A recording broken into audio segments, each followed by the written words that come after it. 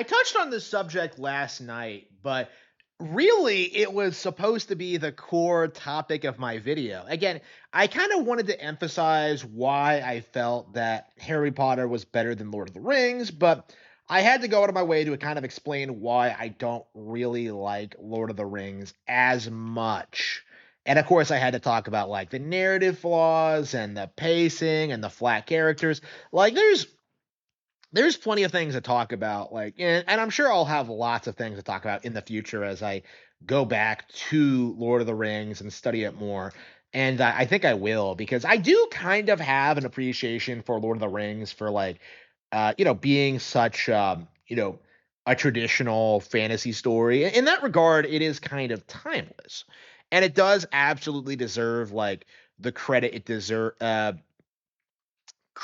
for what it's accomplished for keeping traditionalism alive in the decaying West. And, I think it does kind of deserve to be an all time classic for that reason alone. But when it comes to the actual story, the pacing, like, as an actual literary work, yeah, I do think it does have a ton of problems. And it's odd in that sense where I think Harry Potter, which is, kind of degenerate and kind of promotes this kind of decaying Western morality, in that sense is a lot better because it's better as an actual story. When you actually think about it, Harry Potter is introduced to the wizarding world. He's thrust into it. He doesn't understand like his place in it and like society. And he slowly starts like formulating his worldview and like how he feels about things over the a series of books, and eventually he starts like really becoming a threat to the enemy, and eventually overcomes it. It's an archetypal fantasy story, very similar to Lord of the Rings when it comes to its structure and like the antagonists and like the methods and all that. But I think what makes Harry Potter more interesting is that instead of like taking place as like this quest, being like following like the quest structure, it takes place in a boarding school where like every book, like something different happens and Harry and friends have to deal with it. So this creates a formula in which something happens, Harry has to learn about it, overcome it, and grow from it. And this keeps happening. It feels more organic in that sense. Well, not organic, that's not the word I'm using. It feels more like the characters grow up in this story where they're not just working to like beat Voldemort or whatever. They're always like, doing something a little bit different. The Chamber of Secrets is open, Sirius Black has escaped. The Triwizard Tournament. It's always something a little bit different. And like as a result, the characters have to like develop new skill sets. They have to rise to the occasion. They have to learn. They have to do things. And like you see them go through these trials and tribulations, even if Voldemort isn't directly involved. Like in Lord of the Rings, it always has this vibe of just like Sauron's behind everything. Ooh, but like that's not really true in real life. Like Harry Potter feels a lot more relatable in this sense, where like you have school bullies, you have like problems with teachers, you have like falling outs in the friends group, not because of like some evil magical artifact, but just because like your friend doesn't like something that happened to you, doesn't like how you handled it, and what that means for your dynamic. Like it's like it feels a lot more real in that sense, even though it's fantasy. Like it's not just about like saving the world and stopping the Dark Lord in that sense. It's more about growing up and like taking on new responsibilities and like forming lifelong friendships and like constantly just growing as a person. And that's something you don't really see in Lord of the Rings to the same extent, where like, everyone in it is like already older. Everyone in it is like, committed to like, their life choices and like what they believe and all that. Like there is no feeling of change or development for the most part. Of course, Gandalf dies and he returns as Gandalf the White, but like, in a sense, like that's a kind of contrived character development. Like you're telling me Gandalf needed to die to go through this like to become the leader of the council and to like overcome storm. It's like I just don't really buy it. As opposed to like, how Harry Potter handles the same kind of thing where it's more closely entwined with like, Christ's sacrifice and it ties into the overarching themes of the story of like death and like,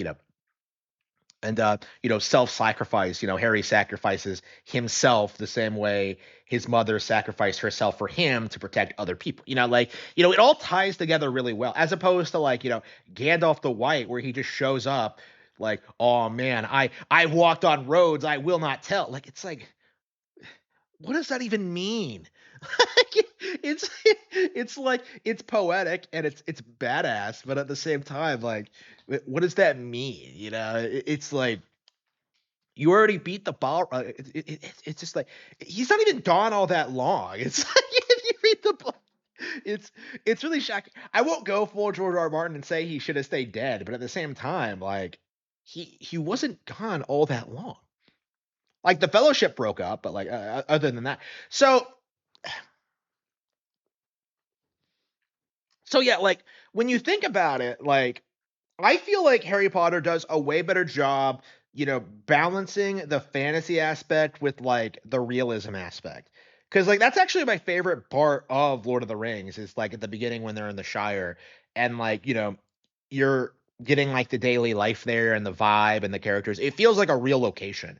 It feels like real like, character dynamics and all that. It all has a history. Frodo has like a long like, just background with that's like all that's really interesting and well done, but you get very little of that going forward. Like going forward, you just get like all these contrived instances of just coming across friendly people that really feel as if like they don't really belong, in this sense.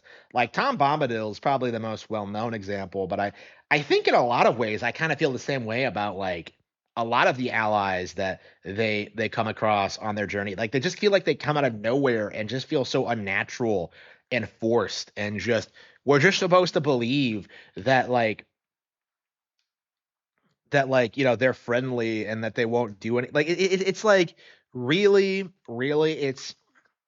I it feels too like it feels too contrived and convenient a lot of times. Like it doesn't feel as if like it was really thought out that well as an actual story. As opposed to Harry Potter, where like you get a lot of buildup. You get to meet like these characters. You get to know these characters throughout 7 books. They grow, develop, they change. People learn more about them. Snape is a really good example of this, where like Harry hates him at the beginning for good reason, but by the end of it, like oh, he's the bravest man I ever knew. And of course, like there's a lot of nuance to Snape's character. You can call him a simp. You can call him like a cool guy like, there's all sorts of things you can say about Snape, but like that's because the character is so complex and it had so many motivations for what he was doing. Like there's a lot to talk about when it comes to the character.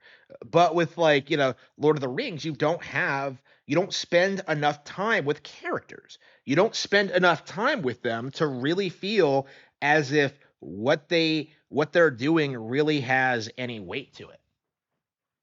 So, for example, and this is just an example, Frodo, Samwise, and Gollum, stumble across Faramir, the brother of Boromir, the guy who died among the Fellowship and was the direct cause of the downfall of like the breaking of the Fellowship. There was supposed to be this like you have this vibe, reading this that like things are about to go south. That like, this guy has every reason not to trust them. He's never seen a hobbit before. He doesn't know anything about them. And his brother died in the present like because of these well, not because of them, but like they were there. So like, you have all this reason I think to think that these guys, especially because they're with Gollum of all people, that they're up to no good.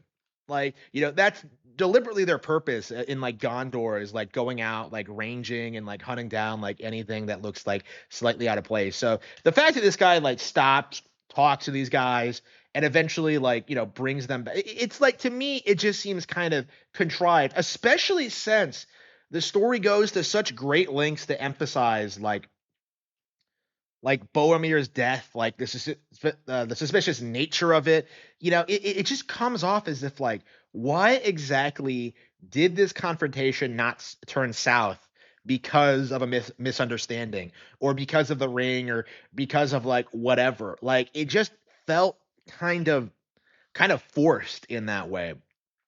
And I think like, if there was more time given to this interaction, if there was more time given to this, like maybe it could have made more sense. Maybe.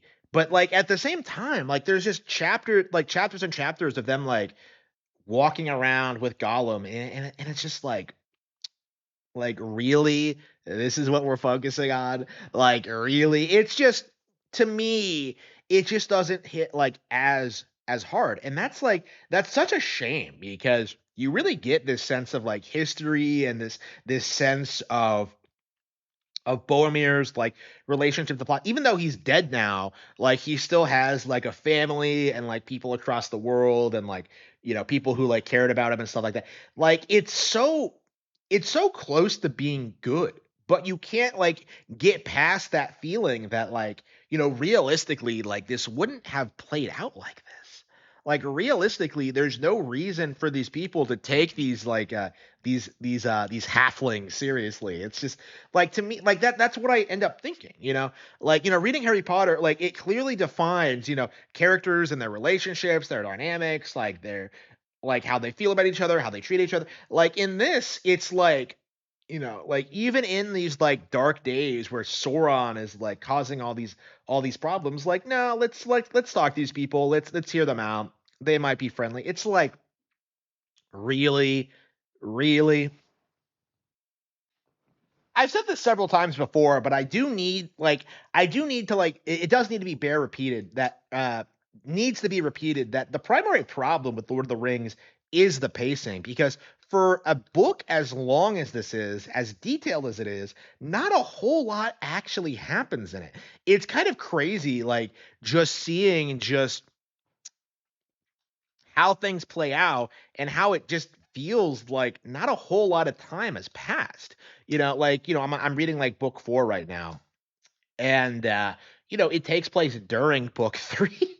Like, it's following Sam and Frodo as they go off.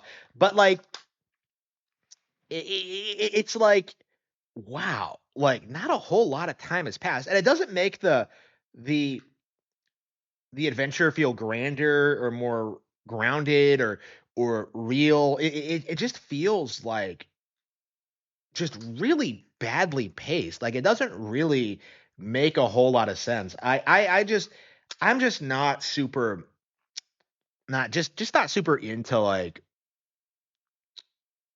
Frodo or Sam as characters.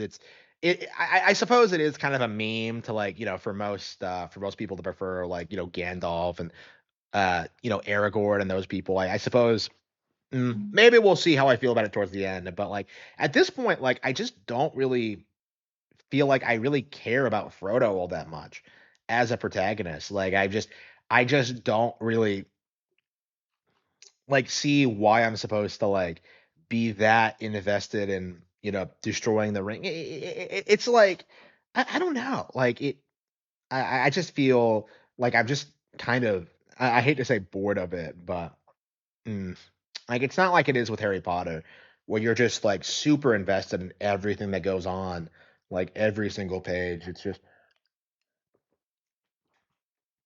just not as good, and that's what this video is about, is just emphasizing my thoughts on why Harry Potter is better than Lord of the Rings.